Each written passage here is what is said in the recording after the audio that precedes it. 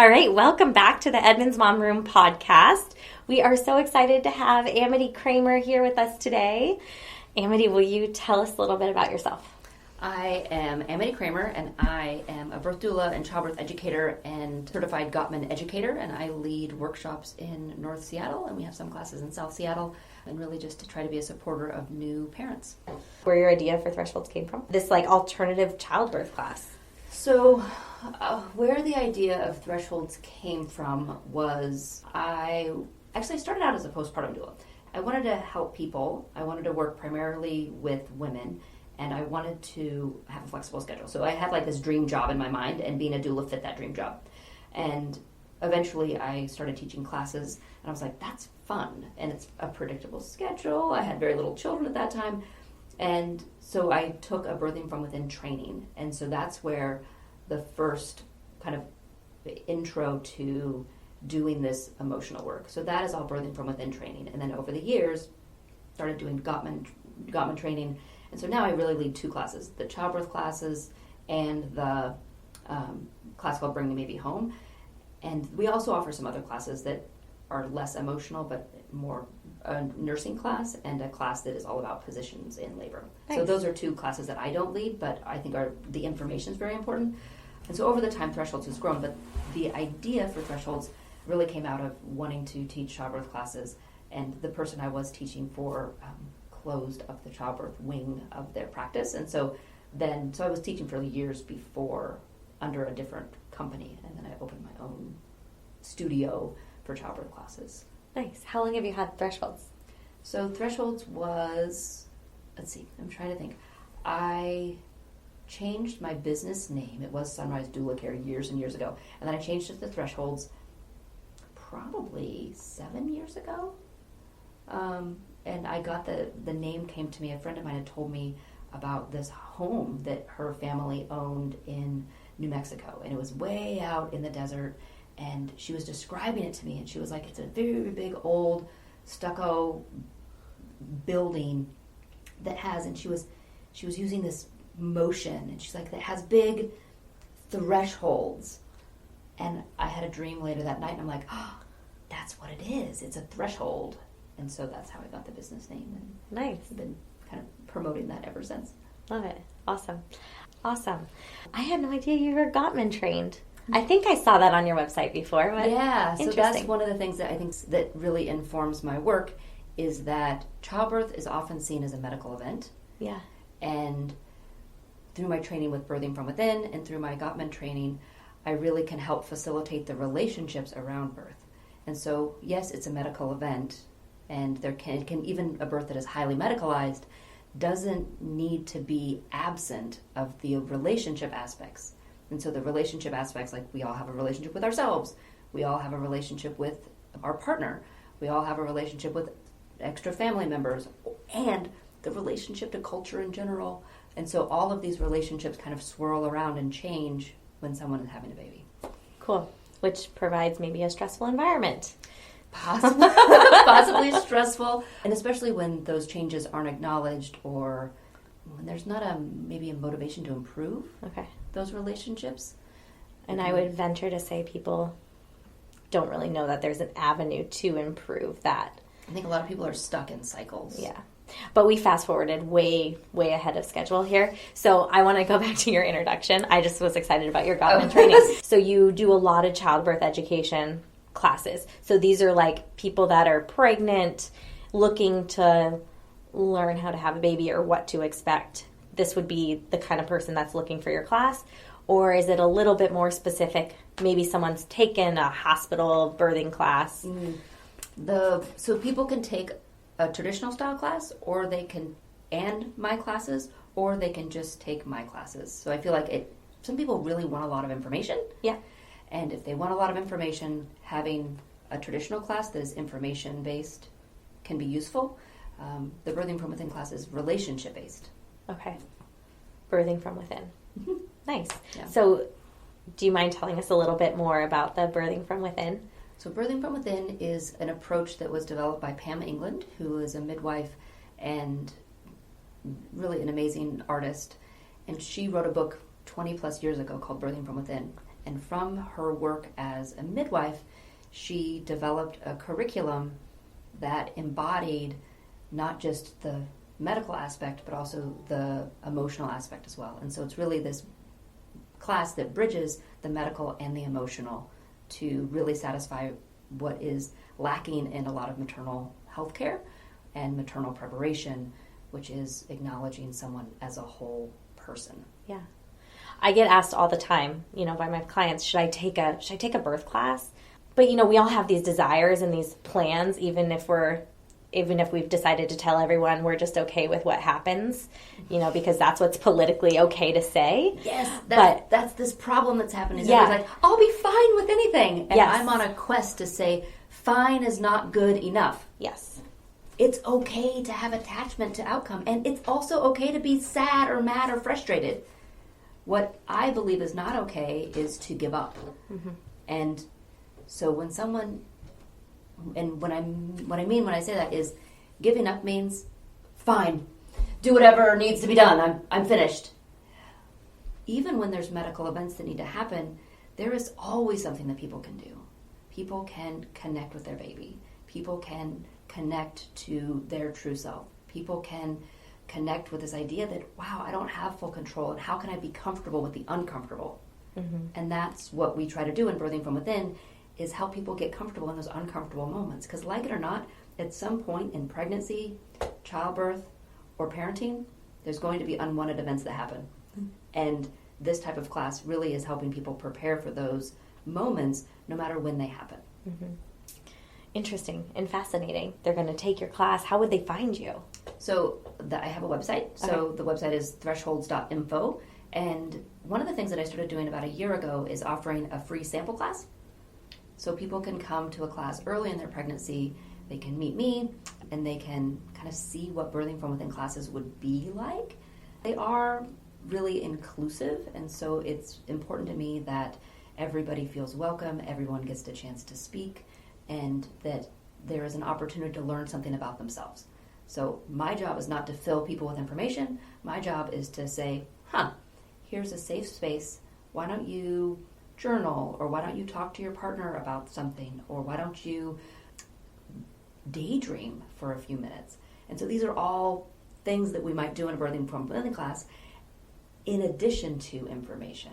And so we're really going to a couple of different areas, and it's not all information, and it's not all of this exploratory stuff. It's this balance, mm-hmm. and that balance changes every single class. So I don't have an agenda in my classes. So if I get a bunch of people in my room and they're like asking a bunch of questions, like, wow, this class is going to be a little more information based. If I get a bunch of people in the group who have read all the books but have the apps and they have the information, we are going to do more emotional stuff, and we're going to create art, and we're going to practice a little bit more. So each class is modeled for the participants. Nice. And I think that's one of the things that makes Birthing from Within really unique compared to other classes that are out there, that each class is so different. And the classes now are way different than 10 years ago when I was doing this, because 10 years ago, the needs of birthing people were different. And now, I keep working with people that are younger and younger, and I keep getting older and older, and so I have to keep up to date with what did these people need. Yeah. And it's fascinating because I don't get bored. Yeah. Well, I'm sure it's reflected how you've changed. Yeah. Probably a little bit. Oh, yeah. I look back at some of the stuff I used to do, and I think, man, I was not very good back then. Or maybe you were great and that's what the people needed. But I mean, it is true. Like we evolve as providers and as mm-hmm. people and teachers.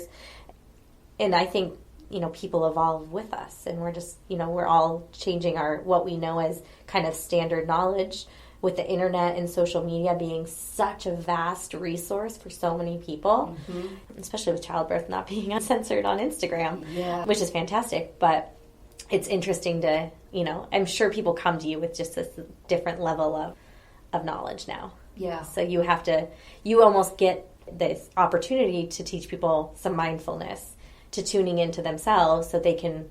Yeah, part of it is like trusting intuition. Mm-hmm. And I think that's one of the things that is missing in a lot of childbirth, is this idea of like, well, whatever happens is fine, is going against people's intuition.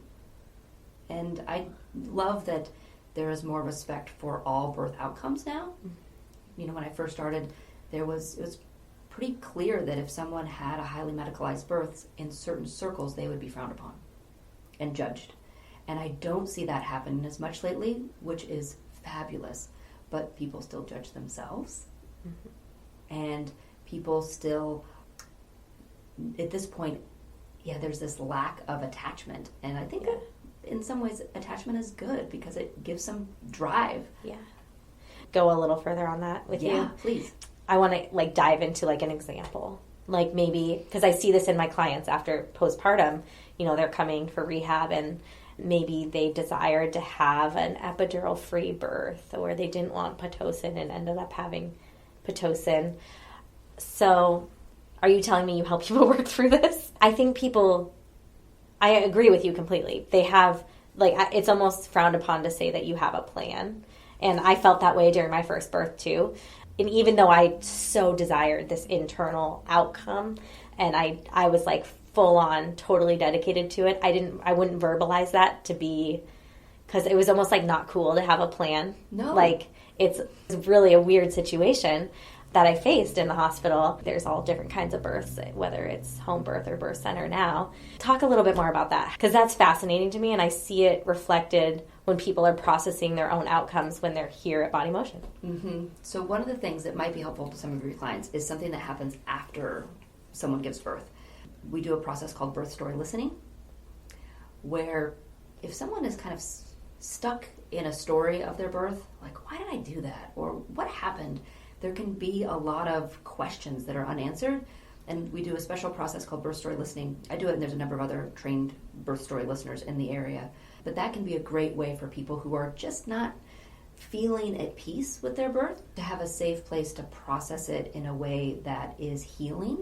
Oftentimes when people repeat their birth story over and over, it can bring up those big emotions again and again, and that's not always constructive. And so trying to create an outlet for people to have, again, it's not going to negate trauma if trauma was experienced during their birth. That's a different type of training that I don't have. But for people that are pondering their birth more than they would like to be or have an unsettled feeling, those people could be benefit from doing this postpartum. Prenatally, what can happen is in class, one of the things that we work on is partner support. And that is a big factor because it's common that one person in the relationship is well, you know what? I'm just glad everybody's okay. And the other person in the relationship might be yeah, I'm glad about that too, but I feel sad or frustrated or I'm angry that something happened. And in a relationship, those two people that are in the same family, they actually have different feelings about the birth. And one of the things we address prenatally is how do you support whatever feelings are coming up for your partner? Because a birth experience is different for people even if they were in the same room. And so really focusing on partner support and how can partners support someone before, during, and after childbirth.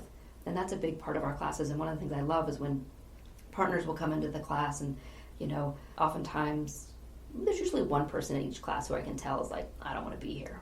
Or, when I ask a question, they'll be I'm only here because they want me to be here. And those are my favorite people because this sort of workshop, everybody is invited to be as active or, take a step back as they feel comfortable. And we just hold that space for everybody. And just the other day I had this person who was a dad and he's I didn't want to be here. And I'm so glad we were here.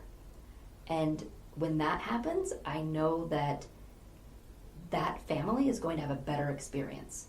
I don't know what their outcome is going to be, but the experience every step along the way is going to be better because they had this preparation.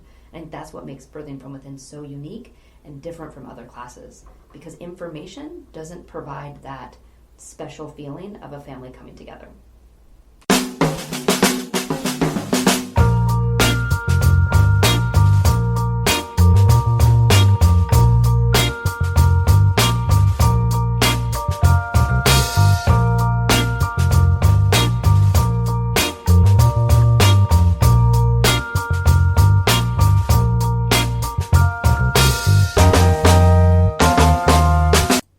wanted to take a moment to say thank you for tuning in to the Edmonds Mom Room podcast. To keep up with our events, upcoming shows, and wellness newsletter, follow us at Body Motion PT on Instagram and Facebook, or head over to bodymotionpt.com.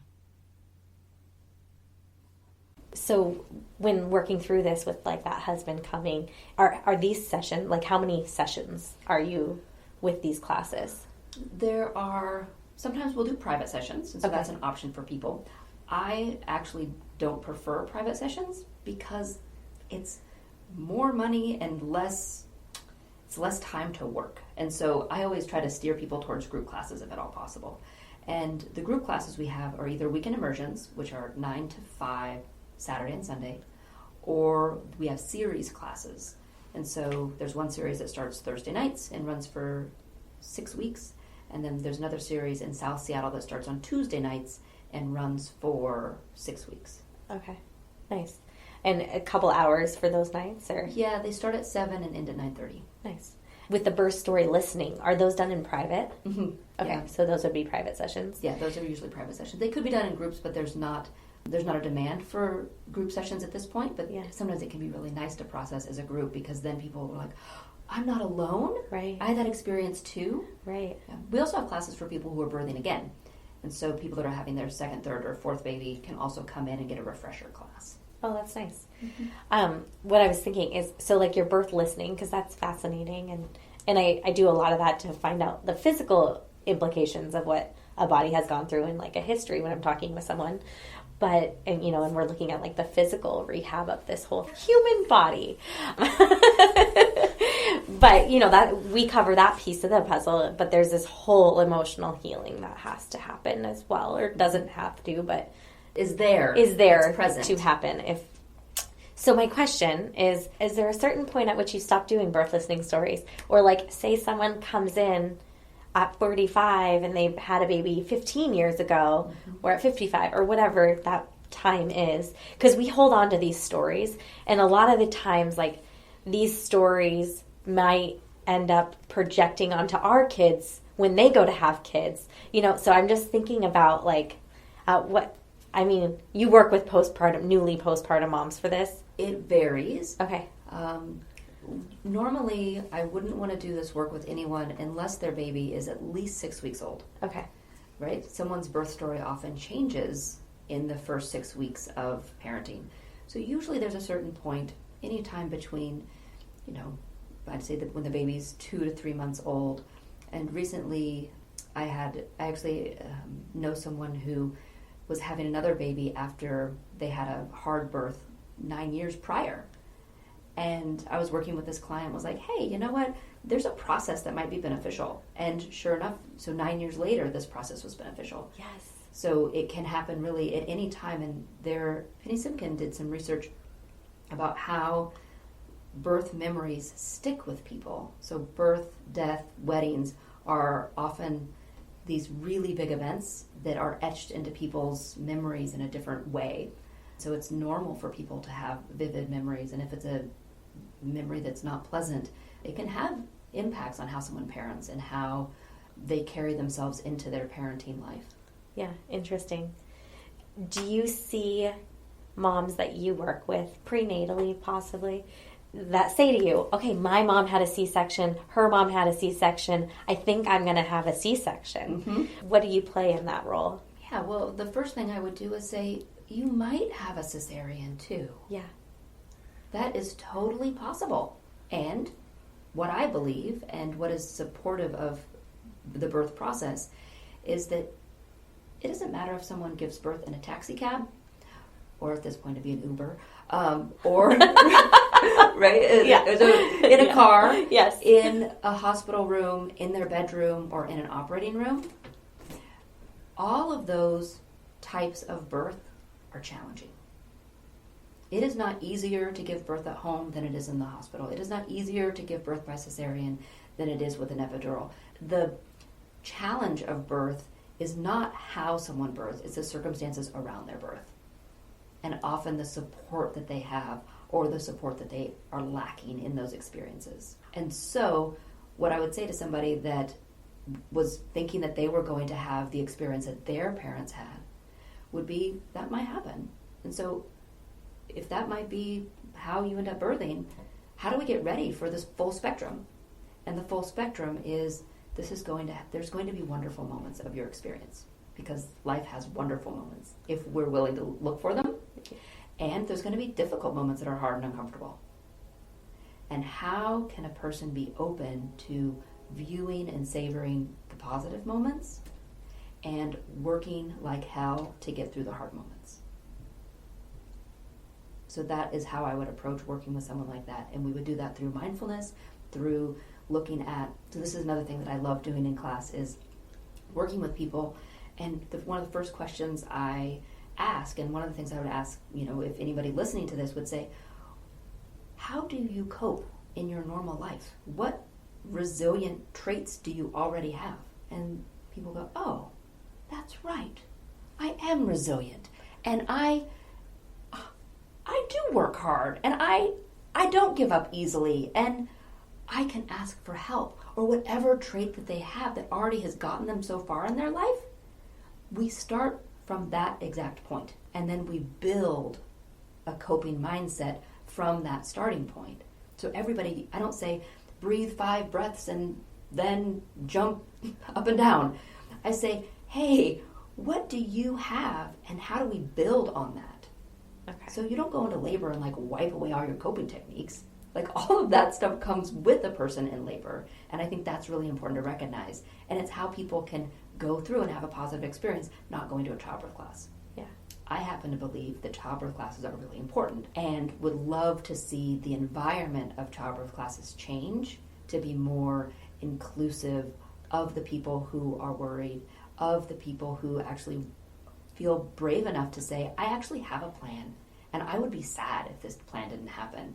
And not to focus on how to avoid something, but how to embrace those feelings and say, what would you do even if you had something hard happen? That's massive. And extremely personalized. It's totally personalized. There's not a one-size-fits-all to childbirth preparation. So if someone was planning, your classes are conducive for someone who's planning a hospital birth or a home birth. Yeah. It really goes across the board. Yeah, and I love it when there's a big mix of people and cultures in class, because what happens is when you talk about childbirth in the ways that we do, you see that, hey, we're all the same. And I think that ability to go, oh, even though I live in a different neighborhood, or I'm of a different race, or I gave birth at home and you gave birth in a hospital, we have a lot in common. Mm-hmm.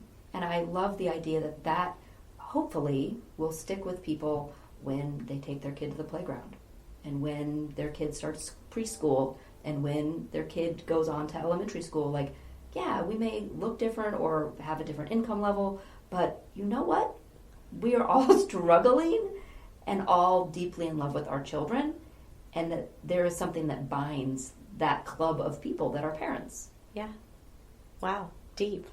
I'm a little bit speechless, because you just don't think of, you don't necessarily, but it's like caring for your soul a little bit, right, in a way that we don't think to do, right? Because at least in society, I think a lot of people listening to this are go, go, go, go, go, and we don't, you're just like, okay, now you're a mom. Let's dump that previous, however your pregnancy was, however your delivery was, mm-hmm, and let's just go into this life of however you define being the perfect mom, right? Right. And so instead of thinking about it from the point of view you're coming from. So it's fascinating. Yeah.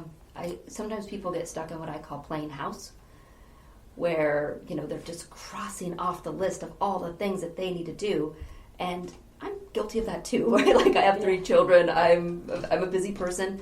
And I think that's one of the beautiful things, and one of the things that people say when they come to classes, especially on the series class, they're like, every week I get to come in and rest their mind, rest with their partner, and learn something new about themselves. And that gives energy to do all the work that they need to do the next day.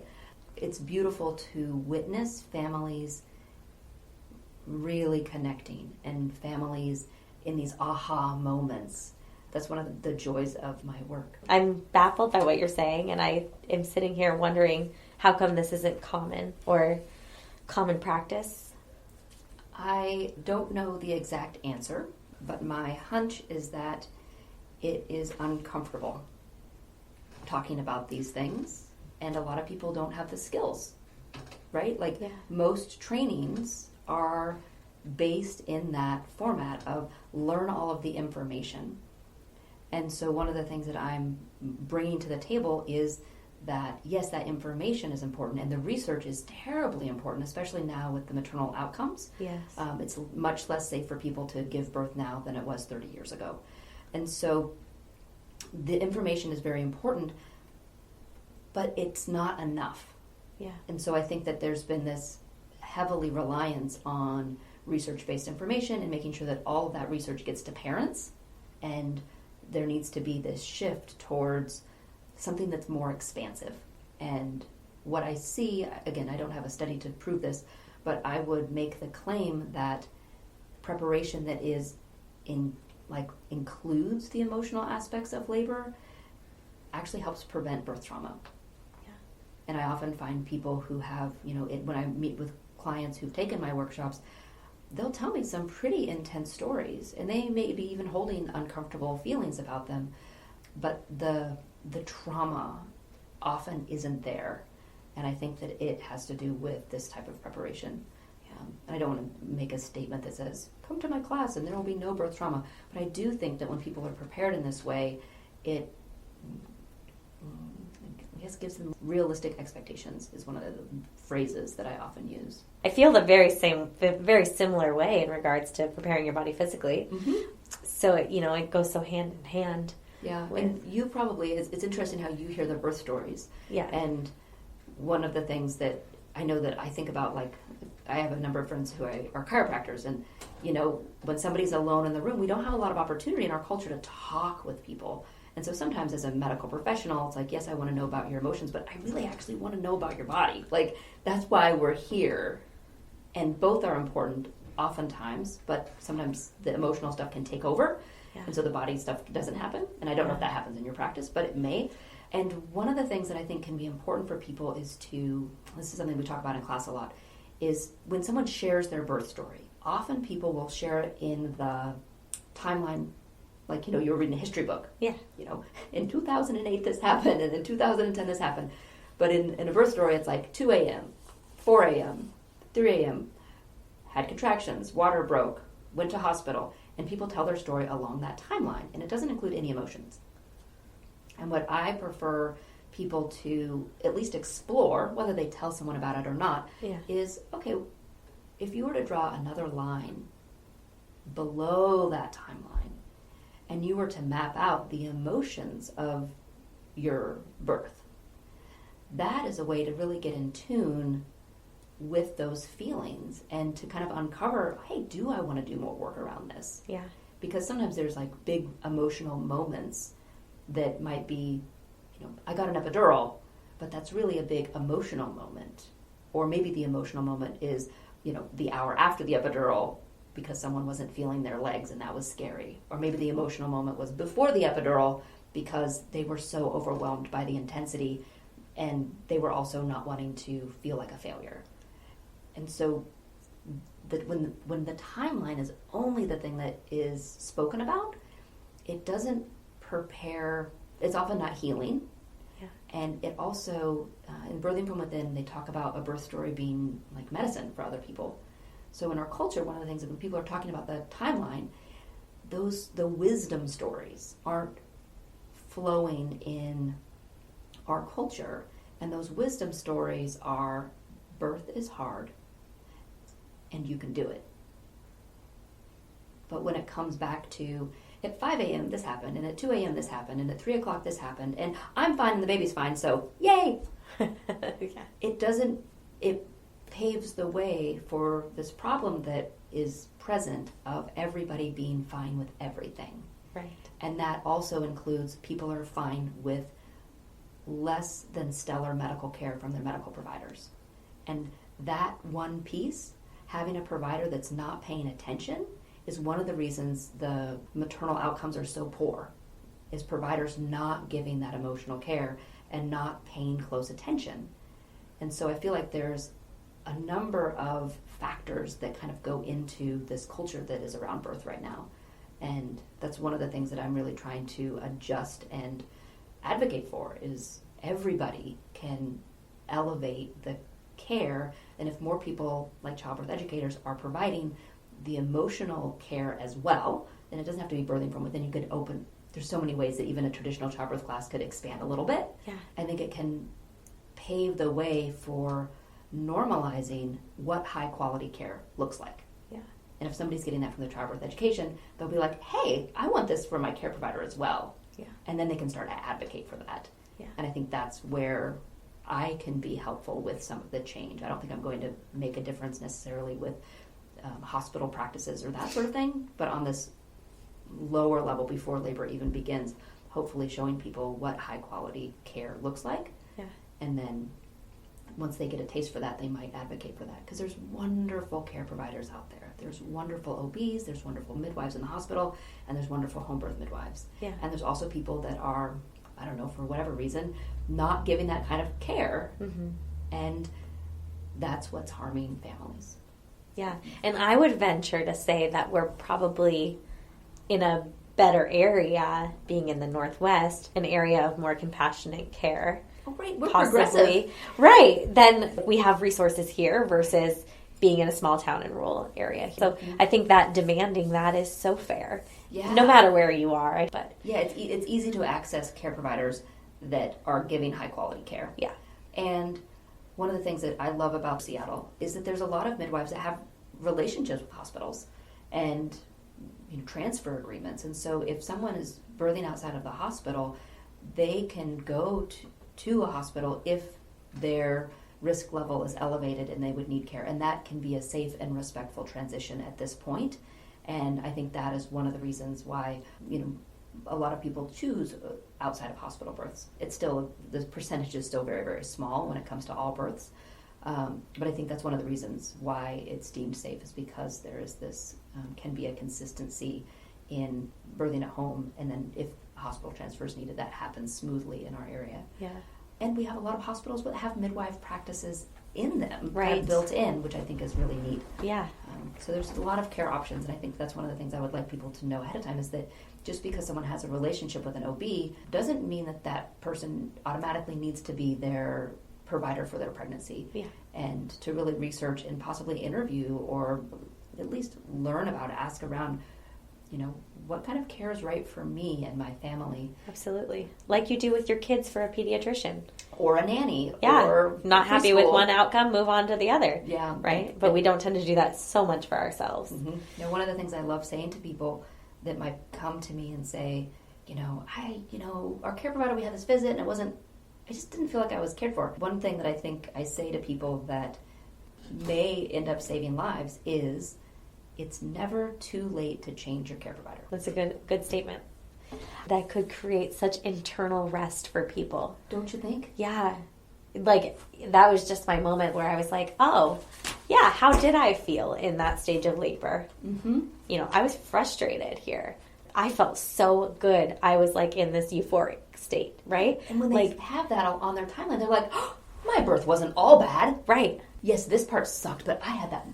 Yeah, so good to hear you say that. But so much of the emotional layers play into what's happening physically as well, especially when we're talking about pelvic floor and pelvis, because so much of that emotion is wrapped up in the pelvis and in pelvic floor rehab itself to deal with that emotional layer as well. Well, thank you for sharing everything with us. And I think this will help so many women, especially the pregnant moms or people that just need to process their birth story.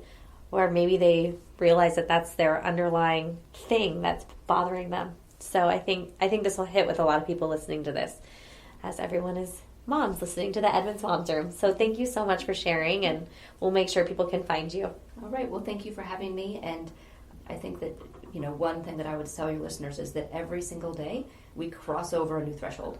And every single day, all of the coping skills that someone has needs to be fully enforced, because being a parent is not easy, and it takes refreshing and remembering that we do have what it takes to be a really great parent, and everybody has it inside of them.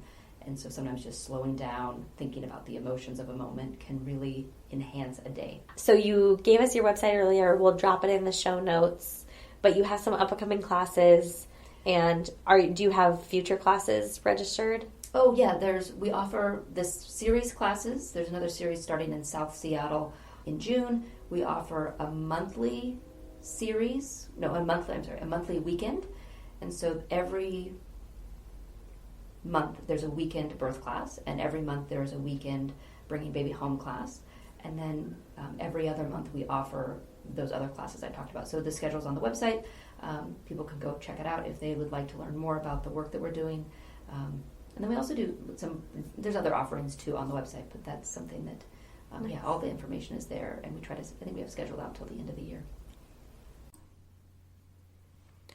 The Edmonds Mom's Room podcast is brought to you by Body Motion Physical Therapy. We help women through pregnancy and beyond so they can live active, confident, and healthy lives.